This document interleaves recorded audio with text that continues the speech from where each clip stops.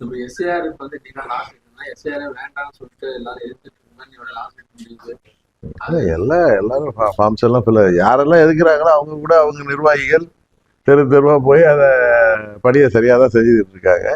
SIR வேண்டாம் என்று சொல்வது தவறு. ஏன்னா 52லேருந்து 2004 வரை பல முறை 8 முறைன்னு நினைக்கிற எஸ்ஐஆர் நடத்தப்பட்டிருக்கிறது.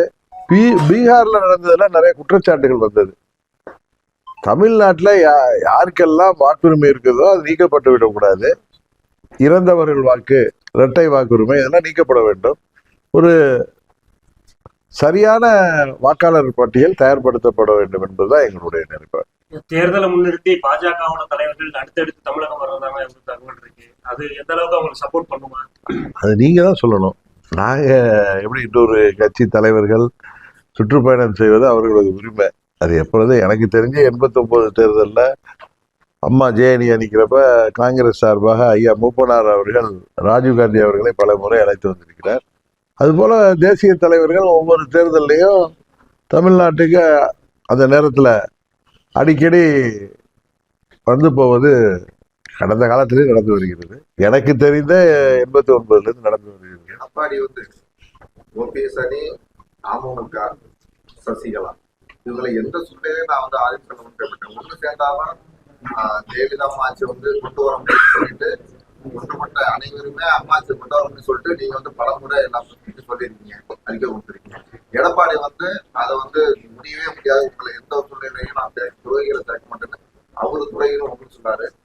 நீங்க அவங்க சொல்லிருக்கீங்க. சரி, நீங்க என்ன நினைக்கிறீங்க? யாரு துரோகம் செய்தா இல்ல? இப்ப உங்களுக்கு தெரியும், நீங்க ஒரு பத்திரிகையாளரா இல்லாம ஒரு நடுநிலையோட ஒரு சிட்டிசனா, குடிமகனா நீங்க யாரு துரோகம் செய்திருக்கிறார்கள் என்று நீங்க சொல்லுங்க ஃபர்ஸ்ட். அதுக்கப்புறம் இன்னொரு இது சொல்றேன். நான் வந்து அம்மாவின் தொண்டர்கள் எல்லாம் ஒரு அணியில் இணைன்னு தான் சொல்றேன். ஒன்று ஒரே கட்சியா இணையணும்னு நான் என்றைக்கே சொன்னதில்லை. நீங்க அதை தவறா புரிஞ்சுக்கிறீங்களா? இல்ல அதை என்கிட்ட கேட்கிறப்ப திரும்ப திரும்ப அப்படி கேட்டா நான் ஏதாவது என்னை தாண்டி பதில் வருமானு நினைக்கிறேங்க. அது ஏன்னா நான் சொல்றது எப்பயுமே மனதில் இருந்து நான் உண்மை என்று நினைப்பதெல்லாம் பேசுறதுனால நீங்க எத்தனை வருஷம் கழிச்சு கேட்டாலும் அதான் சொல்லுவேன். நான் 2017 நல்லா தீர்க்கமாக யோசித்து தான் அம்மா மக்கள் முன்னேற்ற கழகம் உருவாக்கப்பட்டது. இந்த இயக்கம் அம்மாவின் கொள்கைகளையும் லட்சியங்களையும் தொடர்ந்து இன்னும் பல நூற்றாண்டுகளுக்கு கொண்டு செல்வதற்கான இயக்கமாக இது செயல்பட்டு கொண்டிருக்கிறது. மீண்டும் அம்மாவின் ஆட்சி அமைய வேண்டும் என்றால் அம்மாவின் தொண்டர்கள் அவர்கள் எங்கிருந்தாலும் ஒரு குடையின் கீழ் ஓர் அணியாக திரண்டால்தான் வெற்றி பெற முடியும் என்பது இன்றைக்கு இருக்கிற நிலைமை. அதை தாண்டி அவர்கள் யாரு துரோகி, யாரு ரொம்ப நியாயமான ஆளு, யாரு அப்பாவி அப்படிங்கிறதெல்லாம் தமிழ்நாட்டு மக்களுக்கும் தெரியும், அம்மாவின் தொண்டர்களுக்கும் தெரியும். அதனால இதையே அரைத்த மாவையே திருப்பி திருப்பி அரைக்க வேணாம். எல்லோருக்கும் இந்த தேர்தல் உரிய பதிலை தமிழ்நாட்டு மக்கள் தருவார்கள். மிகப்பெரிய ஒரு அதிமுகவுக்கு பாதிப்பு ஏற்படுத்தினா நிறைய பேர் வந்து வெளியில இருந்து வராங்க.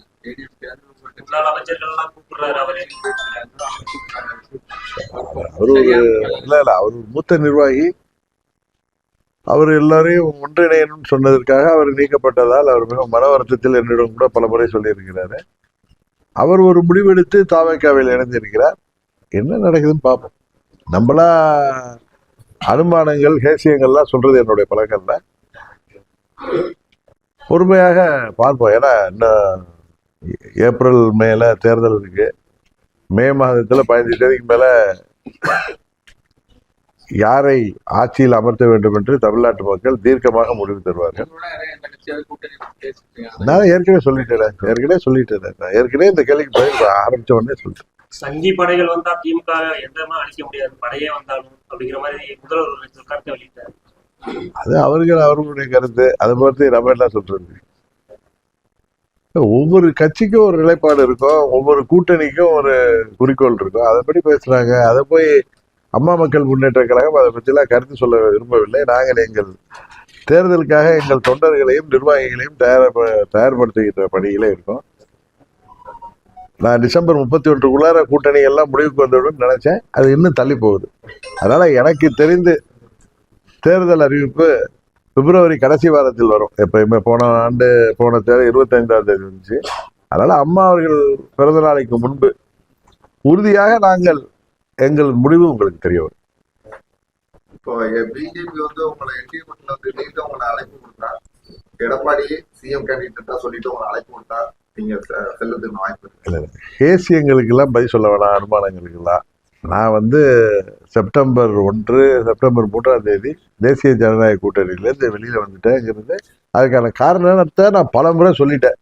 திரும்ப அதே பேசி உங்க அதான் சொல்றேன். நாங்கள் எங்கள் நிலைப்பாட்டை தெளிவாக சொல்லிவிட்டோம். அதனால நீங்க திரும்ப அதுல கேட்கறதுனால நாங்க எந்த முடிவும் எடுக்க முடியாது. இன்னும் காலம் இருக்கிறது. எங்கள் தொண்டர்கள் முடிவு தான் என் முடிவா இருக்க முடியும். அவங்கள மீறி நான் எந்த முடிவும் எடுக்கவும் முடியாது. எடுத்தாலும் அது சரியாக இருக்காது. ஏன்னா 8 ஆண்டுகள் என்னோடு பல பின்னடைவுகளெல்லாம் தாண்டி பயணிக்கின்ற தொண்டர்கள், நிர்வாகிகளின் வார்த்தை தான் எனக்கு முக்கியம்.